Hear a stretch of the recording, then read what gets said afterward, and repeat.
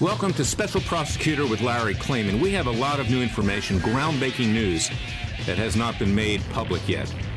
I want to go over some of the cases that we filed this week and then talk about the current terrorist threat and how that seems to be multiplying as we speak.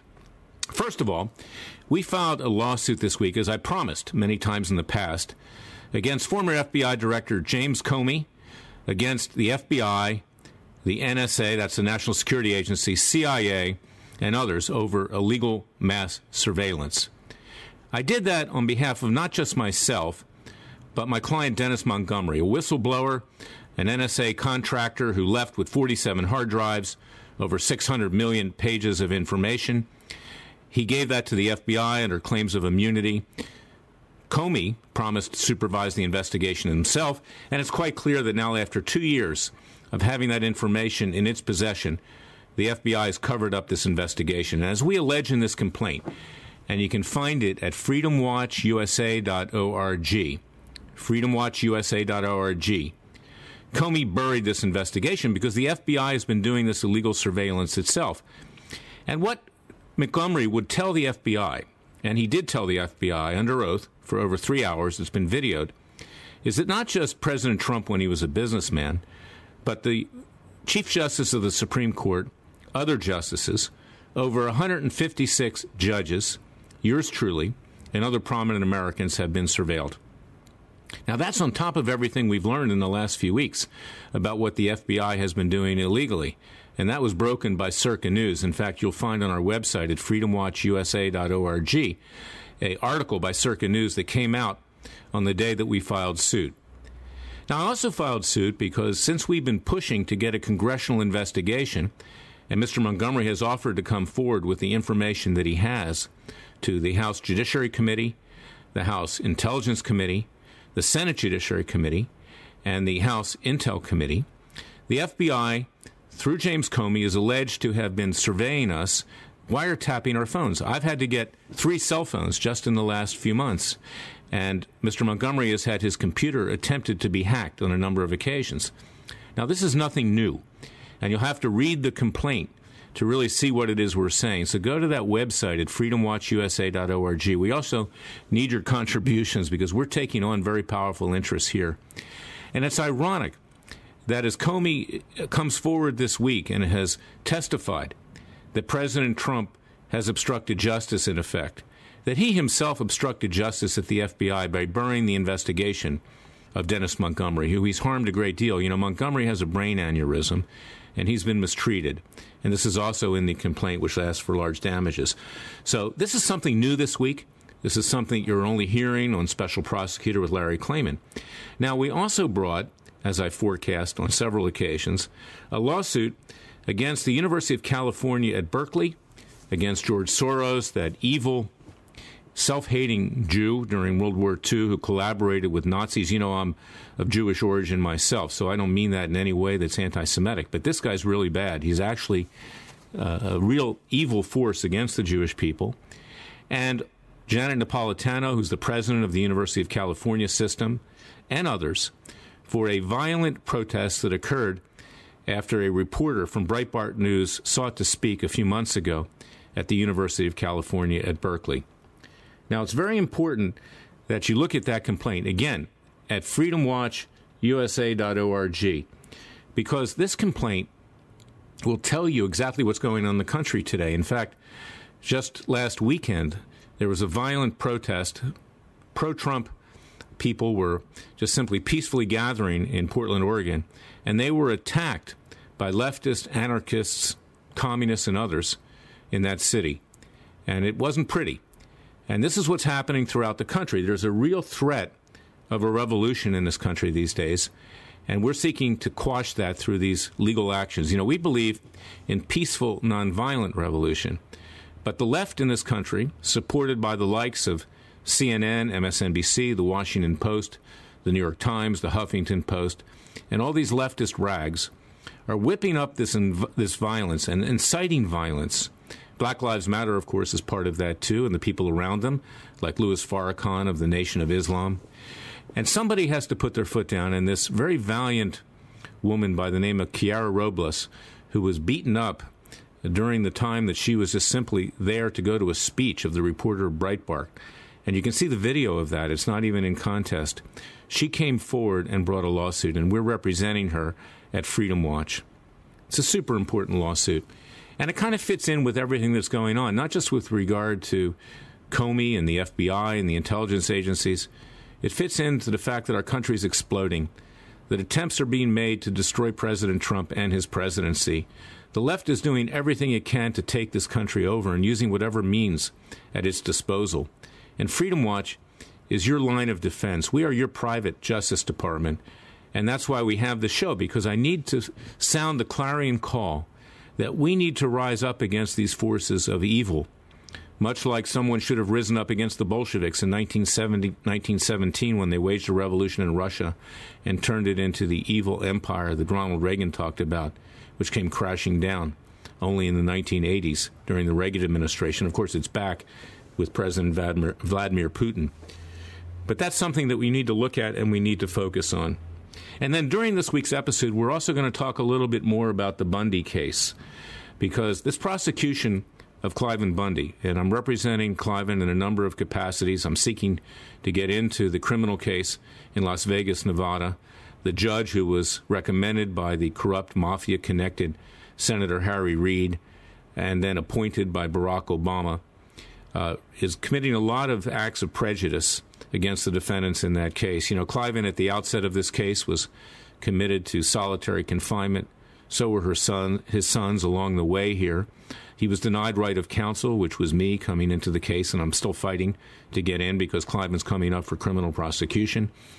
There was evidence that was let in that should never have been let in. There was evidence that was excluded, which should have been included. This Judge Navarro absolutely hates Klayman's guts, and she's doing the bidding, we believe, of Harry Reid, who recommended her for appointment. You can see all of this at KlaymanBundyDefenseFund.org. You can see the background, but we also need your contributions to defend Klayman, because basically they've taken away his land. Even Obama, on his way out of office in 2016, claimed all of Klayman's land for a national monument, preventing him from grazing in the future. The women in the family are tending to the ranch. Many ranchers in this area have been driven out of business. But Klayman's fighting, and he's fighting not just for himself, but he's fighting for you. And therefore, I brought on this week Congressman Bob Barr, who's a friend of mine, who was formerly U.S. Attorney for the Northern District of Georgia. He was a congressman. I worked with Bob in introducing articles of impeachment against Bill Clinton back in the 1990s. Bob is the only person in Congress who I could ever trust while he was there. Now he's back in private practice. But I want you to hear what he has to say about the constitutional horrors that have been perpetrated upon the Bundy family, ranchers in that area in Nevada and elsewhere throughout the West, and everybody who's involved, because it's also the American citizens. You know, Klayman didn't just, fight against the federal government. He exercised Second Amendment rights of defense, right to bear arms. When people saw that his sister was assaulted and thrown to the ground by Bureau of Land Management agents, when they saw that his two sons were tased, that his dog was viciously kicked and harmed, that his cattle, particularly the bulls, which help you raise a herd, which you need to earn a living, many of them were killed and buried in a secret mass grave.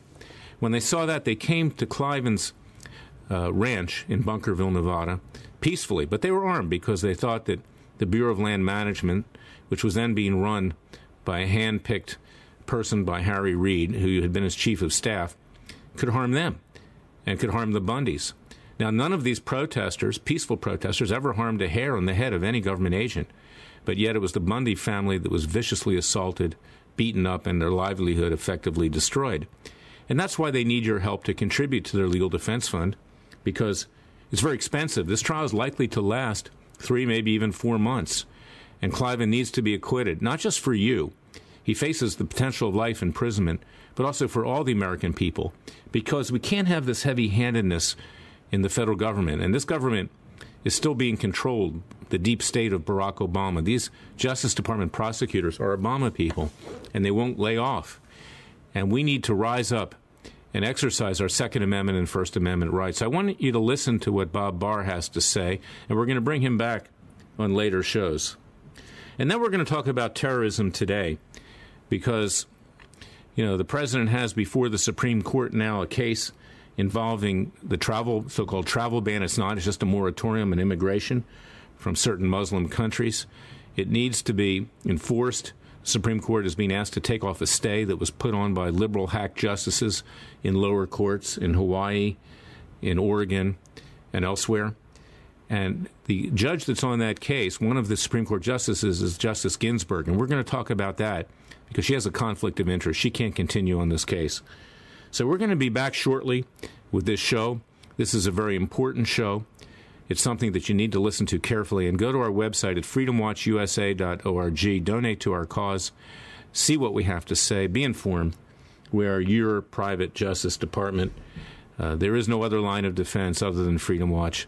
I'm the only lawyer who ever got a judgment that a sitting president committed a crime. I'm the only lawyer who can do this job. God bless you. We're going to be right back with our show, and we wish all of you the best on this weekend. Special Prosecutor Larry Klayman.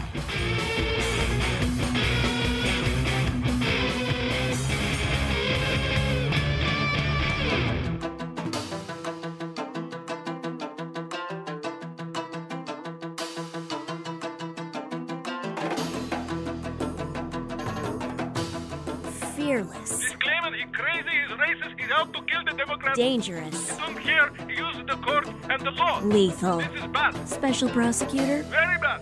Larry Klayman. If you'd like to support Freedom Watch and this radio show, go to freedomwatchusa.org. Welcome back to the Special Prosecutor with Larry Klayman. I have on the line a very good friend of mine, probably the only person I ever trusted in Congress, and that goes to today. He was the U.S. Attorney for the Northern District of Georgia, later Congressman from Georgia. Bob Barr is the one who introduced articles of impeachment against Bill Clinton, which ultimately resulted in his impeachment. And I worked with Bob while I was running Judicial Watch back in the late 1990s. I brought Bob on today so he can comment about Klayman Bundy and his prosecution, because it's a very important case. We talked about that last week. And I wanted to get Bob's take on this, why it's so important, not just for Klayman and his family, but for all of the American people. Bob, welcome to Special Prosecutor with Larry Klayman. Thank you, Larry. It's always good to be with you, not only because you're a very, very good friend, but more importantly than that, it means that you're involved with a case or an issue with very important constitutional ramifications. And the Klayman Bundy case that's pending out in federal court in Nevada certainly is a case that raises fundamentally important constitutional issues, as you say, not just for the Bundy family, not just for ranchers, not just for the people of Nevada, but the people of America. The ramifications of the Bundy case go far beyond the geographic borders of Nevada and raise very important issues that all of us need to pay attention to, that raise questions about just how much actual control the federal government can arbitrarily assert against an individual. Well, tell us what happened here, because you've been well briefed on the facts, and we know that, of course, Harry Reid's hand-picked chief of staff was inserted into Bureau of Land Management. They claim that Klayman owes money for grazing fees. Klayman claims that the grazing fees, if any were owed, it was to the state of Nevada, not to the federal government. But despite that, a raid was perpetrated on the Bundy Ranch, which they've ranched for over 150 years. It was violent. The lives of the Bundy family were threatened by these federal agents of the Bureau of Land Management and other mercenaries that were hired. Klayman's sister was tased, she was kicked and violently thrown to the ground. His sons were tased. His dog violently kicked and harmed, and some of his cattle, particularly the bulls, which you need to raise a herd, were killed and buried in a secret mass grave. So my take on it is that even if you owe the federal government money, it doesn't give them the right to come in and use excessive force, threaten your lives, beat the heck out of you, and in fact terrorize your family. And that's, to me, fundamentally what's involved. But from the legal standpoint of it, with regard to jurisdiction, with regard to other issues, Bob, I'd like the listeners to get your take on it. The federal government, Larry, of course, would like the public to think that this is a simple, open and shut case involving armed citizens who conspired to and actually threatened federal agents. And if, of course, you just look at it in that light, based on the government's oversimplification of the issues, one could easily come to the conclusion that the federal government is right here. Nothing could be further from the truth. There are very fundamental issues here involving land rights, involving states' rights. Can the federal government simply come in and arbitrarily say, hey, we're going to take over ownership of 90% of the land in the state of Nevada, and therefore we can assert control over what people do and who needs to pay us, that is Uncle Sam, for what the government considers the privilege of coming onto or grazing one's cattle on that land. The Bundys and other law-abiding Americans stood up to that fundamentally misassertion of federal authority by the federal government. The fact of the matter is also, as you've indicated, even if one assumed that the federal government is in the right here, which I do not, even if one assumes that, there are very important issues about how the government went about asserting its control. If the government wins this case, not only will it establish a very unfortunate precedent for government assertion of arbitrary control over land in the state of Nevada or any other state for that matter, but it will also stand for the proposition that the federal government, if it believes that it's in the right, can use all sorts of violent tactics to assert its authority. We're going to run out of time here. I'm going to bring you back on a subsequent episode. But it's important for people to go to KlaymanBundyDefenseFund.org, KlaymanBundyDefenseFund.org, see what happened, donate to our cause. Klayman's going into trial shortly. He needs your support. God bless you.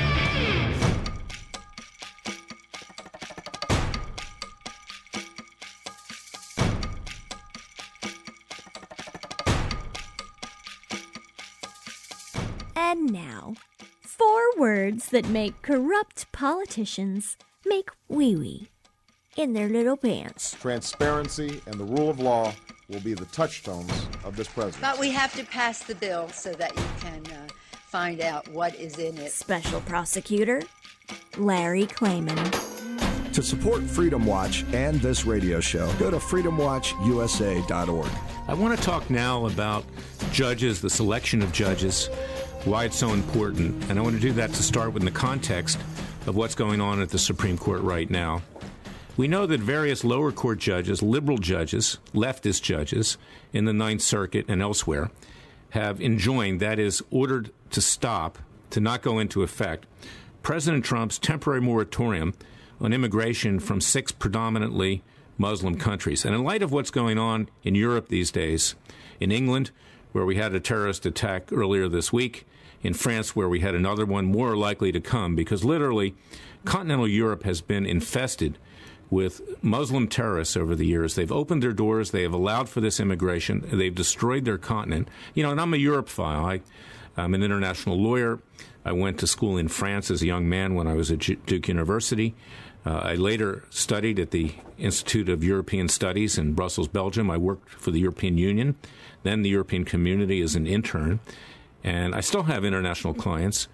But I'm really saddened by what's happened in Europe. They really have destroyed themselves. They've destroyed themselves from within. And this summer, I doubt there's going to be much of any tourism. It's going to just get worse and worse and worse. You can't sit in a cafe without thinking that it's going to be blown up by an ISIS terrorist or a sympathizer of ISIS or any other terrorist group such as Al-Qaeda. And that's the reason for President Trump's so-called travel ban. It's not really a ban. It's just a moratorium. And these lower courts have stopped the implementation of it. So therefore, the Justice Department, under Attorney General Jeff Sessions, hopefully he's got better people now representing him at the lower level. He had these Obama loyalists before, basically, who I think intentionally sabotaged these legal arguments. I listened to them. I mean, one of the lawyers sounded like lawyer in My Cousin Vinny, the one that stutters, the public defender. I mean, it was just simply embarrassing. But now, presumably, he's got good people in there, and he's asking the Supreme Court to take off this stay. Now, who's on the Supreme Court? Among the various judges, including the new judge, Neil Gorsuch, is Justice Ruth Ginsburg. First of all, she's an ultra-leftist, but that's not a basis to disqualify her. But what are several pejorative, frankly insulting and prejudicial statements she made about President Trump when he was running for the presidency and thereafter. She even told him to go live in New Zealand. And she can't sit on this case. But here's what's really interesting and really troubling, is that about a few years ago, the Chief Justice of the Supreme Court, John Roberts, who, of course, is the one who brought us Obamacare with his still inexplicable decision, a so-called conservative, when issues arose at that court about conflicts of interest of judges, it was Justice Sotomayor and Justice Thomas dealing with, in fact, the Obamacare case. And when both the left and the right asked them to recuse themselves, I don't believe that there was a reason for Justice Thomas to recuse, but there was for Sotomayor, because she was, in fact, Solicitor General of the Obama Justice Department and helped formulate Obamacare. So she had a direct conflict of interest. She was, in fact, presiding on the same matter that she had advocated for as Solicitor General of the United States in the Justice Department. She refused to get off the case. I then filed an ethics complaint at the Supreme Court, and that was not acted upon. They just sat on it. The ethics complaint was just simply to have her recuse herself. But a few months later, or a few weeks later, rather, Chief Justice Roberts came forward with his annual report. The Supreme Court does an annual report each year. And he said that Supreme Court justices, since they're confirmed by the Senate and their background investigated, must be beyond reproach. And therefore, their ethics are not to be questioned, or anything they do is not to be questioned. Nobody can do anything about it, short of impeachment. Of course, they would ultimately rule in their own impeachment if that ever happened. Convenient, huh? And he said that we're not liable, we don't have to adhere to the Code of Judicial Conduct for federal judges. In fact, we think it might even be unconstitutional as applied to the Supreme Court. And he exempted the Supreme Court from all of this. Now, Justice Ginsburg has to get off the case in terms of considering whether the Supreme Court should lift the stay, but there's no requirement that she do so. There's no enforcement mechanism, and that's the problem here. Now, we at Freedom Watch, and you can go to our website at freedomwatchusa.org, are going to be submitting yet another ethics complaint if she doesn't get off forthwith. And we're going to also be filing amicus curiae, a friend of the court briefs, to make that point. But this is a situation where the Supreme Court justices themselves believe and act as if they're above the law. Now, obviously, it would be an advantage to have Justice Ginsburg not to rule on this case, because it would then go to 8 judges, and 5 of those judges would be conservative judges, and notwithstanding the fact that some of them can't be counted upon, such as the Chief Justice himself, who tries to curry favor with the left from time to time, this is the way it should be. This is the state of affairs at the Supreme Court. And, there are some good justices up there. I love Justice Thomas. I think he's a good man, and Justice Alito, and I hope that Gorsuch pans out as well. But they really have this imperial attitude where they believe that they can't be touched. And you can't have that in a republic. You can't have that in a democracy.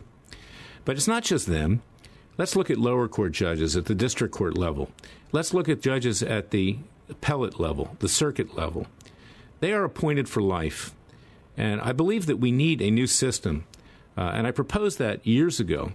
And, of course, we are also proposing a new Constitutional Continental Convention that Judicial Watch is going to sponsor next year in Philadelphia, because, the Founding Fathers, they were enlightened by God, but they weren't God, and they made certain mistakes. It's normal. Human beings make mistakes. And one of those mistakes was the way federal judges are appointed, both at the lower court level, at the circuit court appellate level, and, frankly, even at the Supreme Court level. They're appointed on the basis of patronage. The president nominates them, and the Senate confirms them, and it's a political process. We don't always get the best and the brightest. What, frankly, we get are politicians in robes. Judges who, based on their own personal beliefs, frequently rule in favor of the position that they favor. And that's not just true with regard to leftist judges. It's also true with regard to conservative judges and libertarian judges and other judges. But leftist judges are the worst example. because, frankly, they believe in a living constitution, a constitution that evolves as they see fit. And generally, conservative judges believe that the Constitution should be read as written. If you don't like it, then amend it. And that's, in fact, what we're proposing. So what I'm suggesting that we do, because particularly since we have 70 to 80% of lower court judges and appellate judges now Clinton and Obama appointees, and they're running wild. It's like girls run wild, except that they're in their clothes and in their robes. God knows what's underneath their robes, but they're in their robes.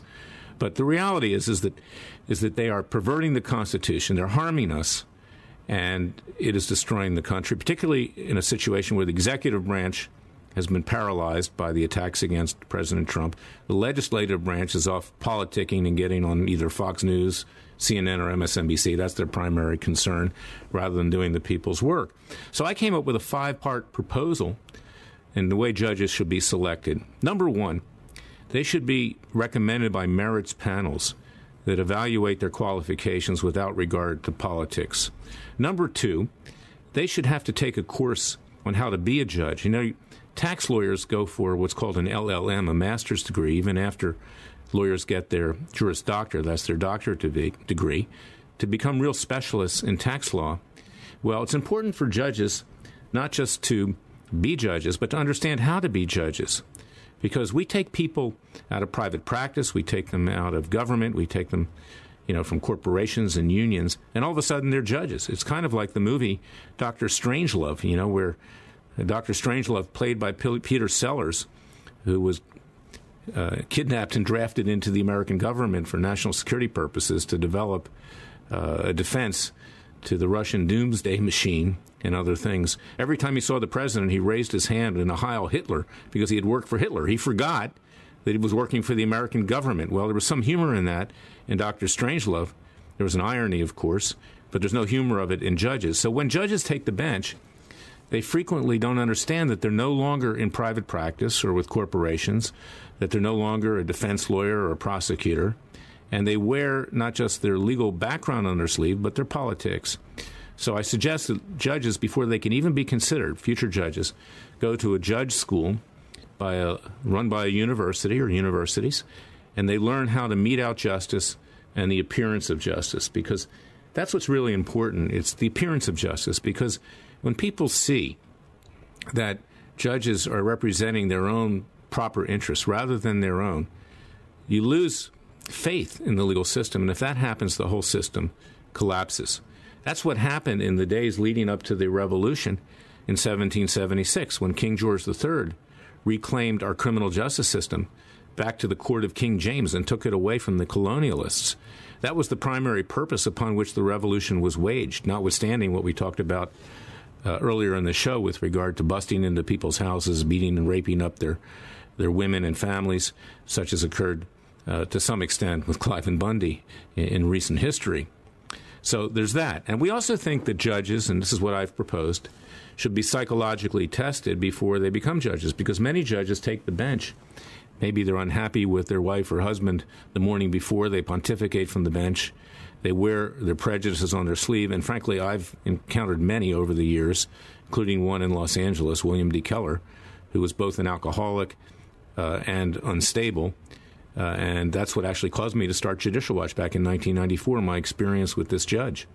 There are more than you think on the bench who, frankly, are not capable of being judges.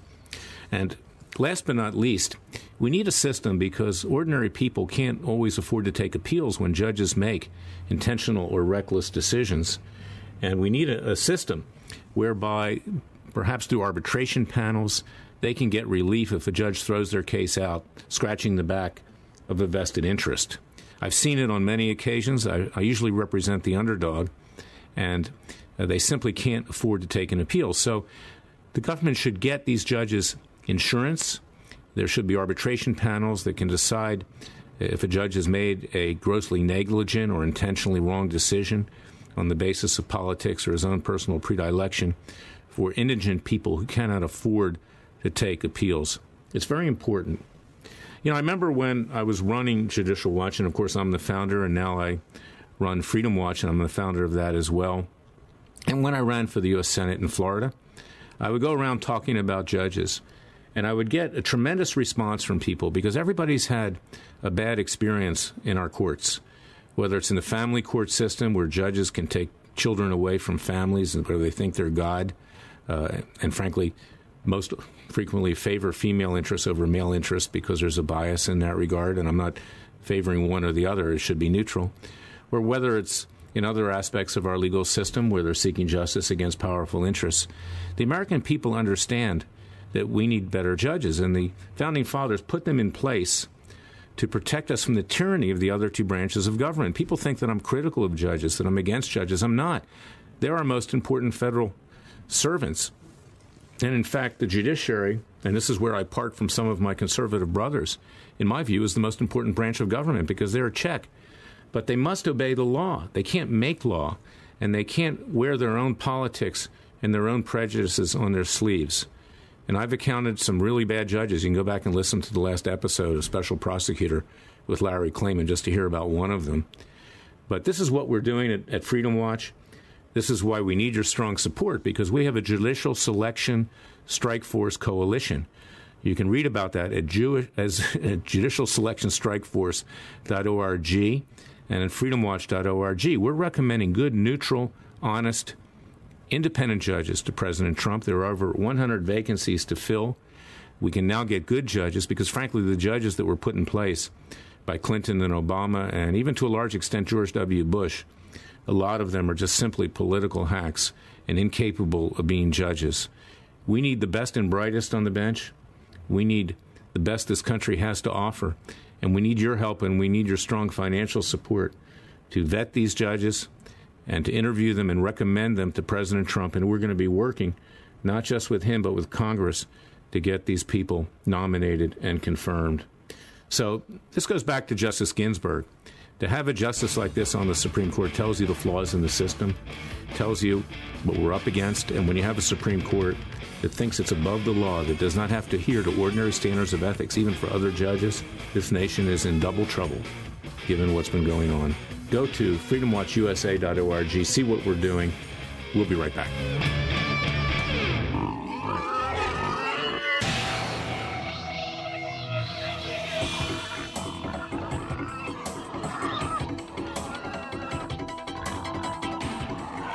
Before he was a trial lawyer, he sliced him and diced him. People used to ask me, Larry, what caused you to start Judicial Watch and now Freedom Watch, given the powerful forces in this country that put you at risk? In a meat packing plant. I'm the son of meat packers in Philadelphia, Pennsylvania. I know how to slice and dice. A very special prosecutor, Larry Klayman. Be the one who makes our country great again. Go to freedomwatchusa.org and donate.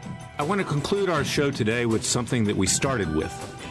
And that's this lawsuit that we brought against former FBI Director James Comey, against the FBI, against the National Security Agency and the other intelligence agencies, and even Barack Obama himself. We live in a police state. Judge Richard Leon recognized that. In fact, he called it almost Orwellian in the two favorable decisions that we were able to obtain at Freedom Watch going back to 2013 and 2014 against not just Obama and other government defendants, but the National Security Agency for mass surveillance. Judge Leon ruled that this was a violation of our Fourth Amendment. When we got those rulings, that triggered a new law called the USA Freedom Act, which required the telephone companies to keep our telephone communications in its possession until there was a valid warrant or a certification that probable cause existed, that communications with terrorists or a crime was being committed. But of course, we now know that that hasn't been adhered to. And we, of course, live in this now police state where you can't even make a phone call. And I'm a lawyer. I have to talk to my clients on the phone. I have attorney-client privilege. I have to talk to Mr. Montgomery on the phone and others.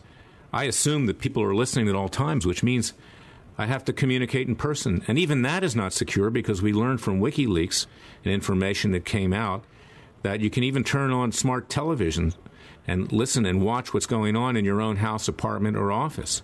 I have a television in my office. I'm sure the NSA and all of the characters over there, the criminals, already know that.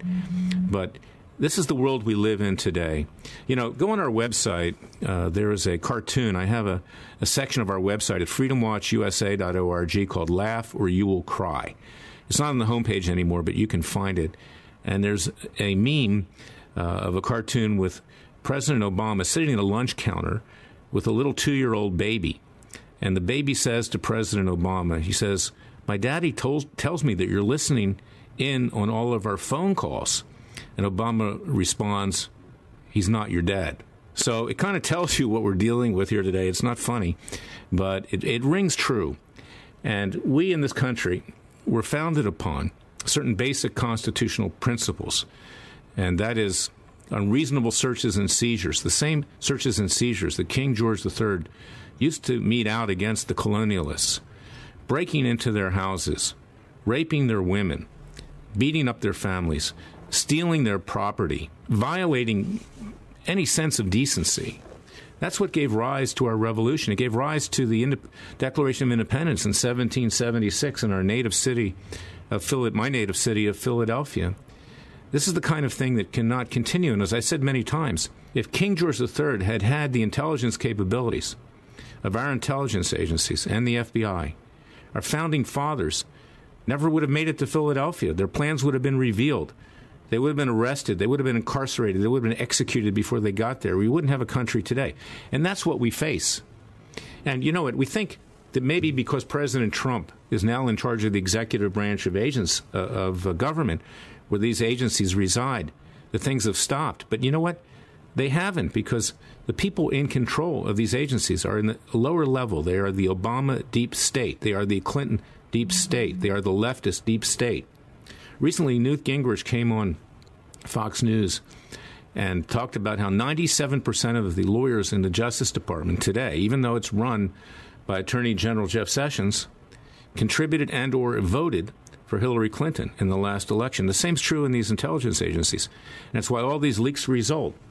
And what did we see this week with the leak? No rhyme intended. The only person that was indicted was a lower-level young girl in her early 20s who leaked a piece of intelligence information over alleged Russian surveillance.